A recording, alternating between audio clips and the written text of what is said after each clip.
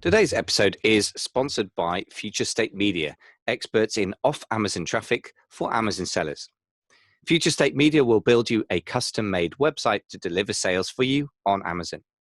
Built to grab traffic from search engines and social media, your site can be used as a secret weapon for launching products on Amazon or just to stabilize your Amazon sales. It means you can also build an email list on autopilot. Go to futurestatemedia.com for your free guide to Google SEO for Amazon sellers today. Ladies and gentlemen, boys and girls, welcome back to Amazing FBA. Today I'm interviewing Trent Dyrsmid of the Flowster app. So he's Amazon owner, in fact, of a seven-figure Amazon wholesale business, the host of the Bright Ideas podcast for over 10 years now, and the founder of Flowster, which is a great workflow solution used by thousands of Amazon sellers. So Trent, welcome back to the show. Thank you very much for having me. Good to be back. Good to have you here. So that the main thing we want to deal with today is to talk about the private label model versus the wholesale model, because you've actually experienced both, which I think is not that common, weirdly enough. There seem to be two different camps in the world. I know a few of my clients that are private labelers, and when you dig below the surface, they've built a really solid sort of mini business empire, sometimes not so many, and sometimes for years, based on the wholesale relationships they have. So I want to dig into your story of this as an example. So first of all, I know you started off with private label and that didn't go so well despite your massive experience as an entrepreneur and some solid funding. So tell me what you found were the problems with the private label model for you. So there was so many unknowns with private label. Being reasonably well funded and being a confident, experienced entrepreneur, I dove into it headlong, and I thought to myself, well, I'm going to pick some reasonably competitive products because I want good upside. And in hindsight, that was probably a mistake. And I'll just spend my way to the front of the line.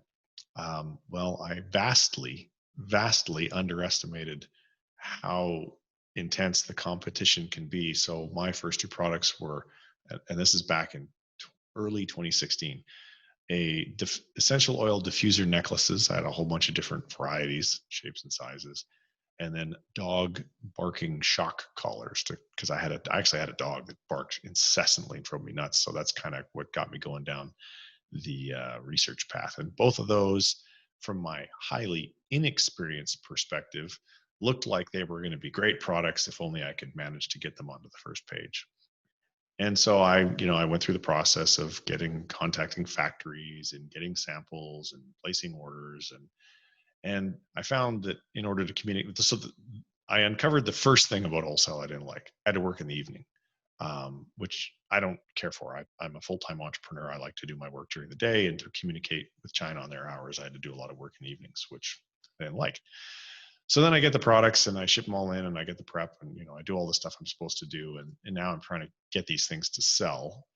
And back then you would run promotions and give away a whole bunch of stuff in the hopes of getting reviews. It was basically review manipulation, which Amazon really cracks down on now. And you got to create great listings, and you got to run ad campaigns, and you got to do all this stuff. And I didn't really know what I was doing. I hadn't taken a training course from anybody. I hadn't really even read much. I mean, I'm just kind of the guy, like, I'm gonna figure it out. I'm an entrepreneur, just figure it out. And after about 4 months or so, the only success really that we'd had was these lightning deals, and they'd sell like crazy. But the lightning deals, they were initially, it's an old thing now, but they were free back then. And then once Amazon started to charge for them, their effectiveness went through the floor, because Amazon's algorithm would basically offer them to you, then you'd have to pay for them. But our lightning deals were showing up at like 3 a.m. Who the hell shopping at 3 a.m.? Now I've paid for this lightning deal that's getting no visibility.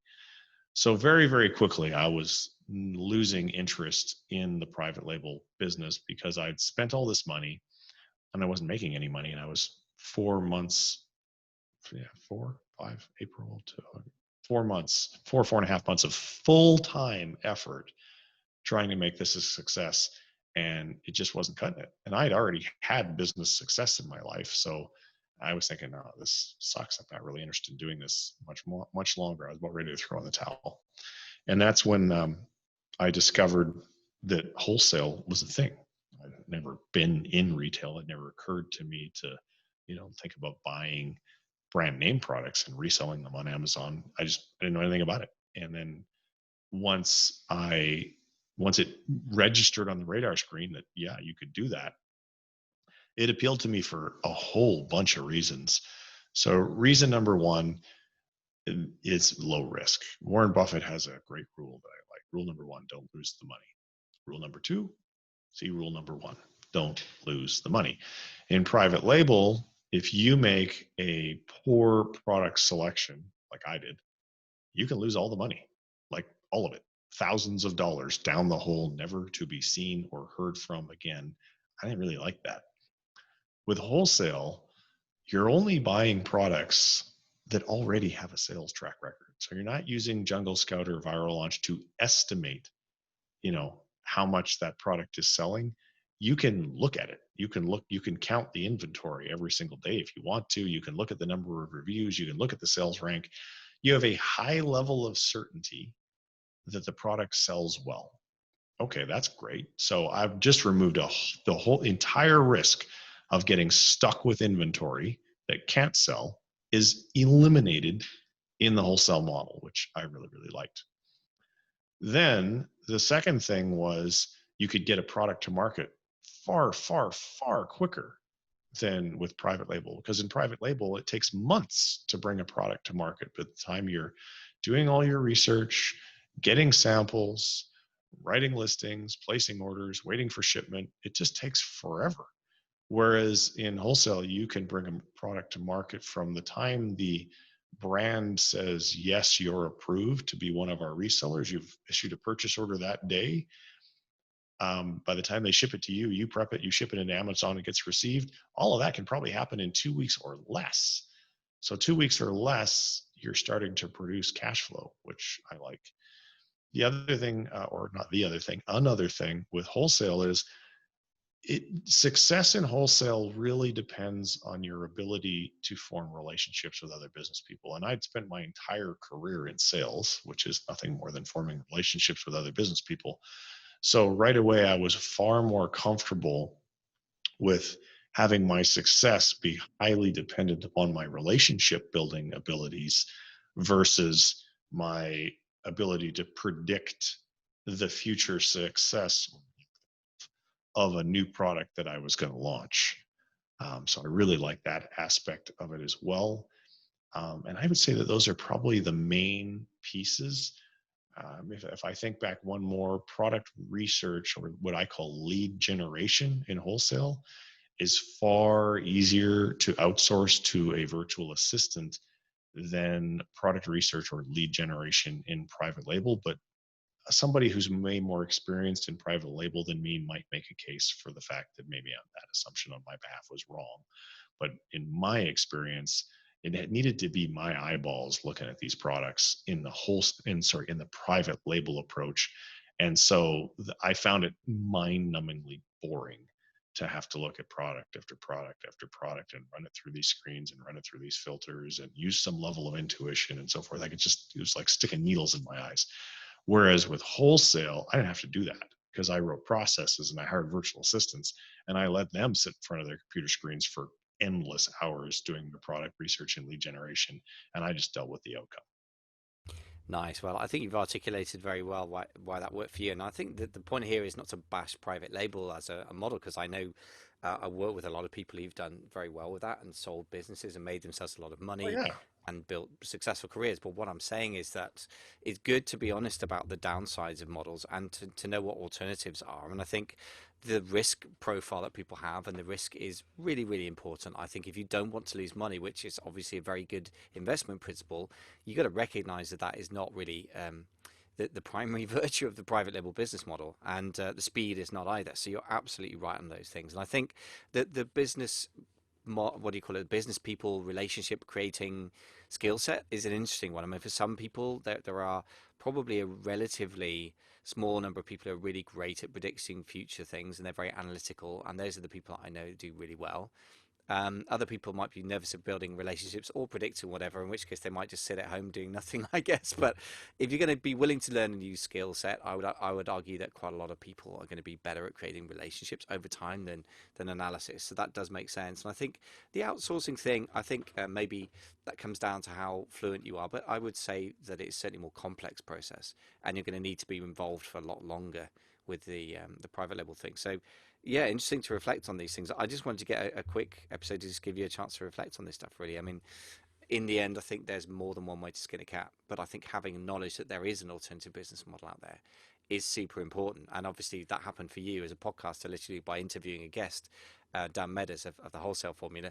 Exactly the same person, the same mechanism happened to me, but not everyone has the luxury of running a podcast. So as why I would have thought I'd just put it out there so that people can hear that, little mental nudge. Hello, there's this thing called wholesale. You may wish to investigate it if you want to have lower risk and quicker start to your business. I So do want to, please, if I can just jump in to just make sure that some of the details aren't lost. yeah, If you're starting part time, there's some very real challenges that everyone will face, and I think wholesale addresses these challenges better initially. So you have limited time, you probably have limited capital, and you may or may not have a spouse that's on board, so that if you lose the capital on your first up to bat, you may not get another chance. And wholesale in particular favors that, I believe, because one, the mind-numbingly boring product research part can easily be delegated to virtual assistants who will happily work for $3 an hour. And if you're thinking, well, I can't afford $3 an hour, I just don't think you can afford to be in this business, or maybe even any business. So it's like a no-brainer in my books to pay somebody $3 an hour to exert their time when your time is scarce. Then, so you go to buy this product, and the odds of you losing all of your money in wholesale are pretty much zero. The worst case scenario, I think of one of ours, we had this shaving trimmer product thing that you'd hold against your face to get your beard shaved in a certain pattern or whatever. And that product, the price on that product, because they didn't have good control of who their sellers were, so the price kind of tanked. And there was a lot of other private label sellers coming to market with that one. It must have got featured on a webinar somewhere or something. And so, do we lose all of our money? No, we lost maybe like 20% of our money. And that's like the worst we've ever had, to only lose 20%. And we made money on it for a while before it dipped into a loss because the price slid. So it's really important for new people, because you don't want to get discouraged. You need a win soon-ish so that you can get the game, stay in the game, and grow and prosper. And there is nothing wrong with becoming good at wholesale and then taking that capital that you've amassed and launching some private label brands and doing all sorts of things which are kind of level 2 and higher ninja strategies. But if you blow your brains out, metaphorically speaking, by losing all of your money on the first shot, you don't ever get to be in the game long enough to have any chance of winning. And that's one of the reasons why I like wholesale so much better for people who are just starting out, because of time scalability and limited risk. excellent. Well, I think you made the case for wholesale very beautifully, and an excellent point as well that I think is absolutely true from the masterminds and some mentoring clients I've had, that they build a solid base on the wholesale basis, and then they want more control, more creativity, maybe easier to sell the business in some ways, that they go and create the private label or custom product, whatever you want to argue about the definition of private label is. But yeah, that does make sense because I've seen it happen in real life a few times. So that's a very good model, and yeah, as you say, much more real and a lot less risk and a lot less kind of um, yeah, that heartache that you get when you put your heart and soul into something and you don't know if it's going to pay off. And you're right to bear the spouse or partner or whoever's involved in your life in mind, because they are a stakeholder. We should, I guess, you would say in modern Yeah. parlance, right? They're not officially a shareholder, but my God, they're involved. So you've got to Yeah. get it right. So you're absolutely right to flag that up. Listen, I want to give you just a chance to just reiterate what you do with Flowster, because I know it's a great tool for all sorts of businesses, including but not limited to Amazon wholesale type ones. So just quickly remind us about Flowster. Yeah. So Flowster is a software platform that will allow you to either create your own processes or download existing processes from our marketplace. Many of them are free, so that you have a documented process so that you can delegate your highly repetitive tasks to other people, or even if you're doing it yourself, so that you don't forget steps along the way. Because there's, like my podcast process, for example, like 92 steps long. I can't remember 92 steps. There would be absolutely stuff that we would forget. So Flowster really solves that problem. If you are running a business of any kind and you want to create processes or get processes so that you can make hiring, training, and delegation easier, Flowster is a platform that you should check out. And within the platform, there is a marketplace which has an ever increasing number of pre-made SOP templates that you can just add to your account. Click, click, click. Yeah, and as I say, having come across you because of being a user of Flowster myself, and then thought, actually, this guy will make an amazing podcast guest, which has proved the case, by the way. But I can definitely say, if you're not using some form of process, even if it's a checklist on a piece of paper, then you're going to be very miserable because there's a lot of repetition. As I said before, and I think it's worth reiterating this for people who are new to the Amazon space, or in fact, a lot of digital marketing generally, there's a great deal of analysis, there's a great deal of repetition and of not very exciting things, which is a great thing if you outsource it early and have a process, and it's a horrible thing if you end up doing it yourself because it's extremely boring and massively time consuming. So I don't think there's a neutral middle ground in this stuff.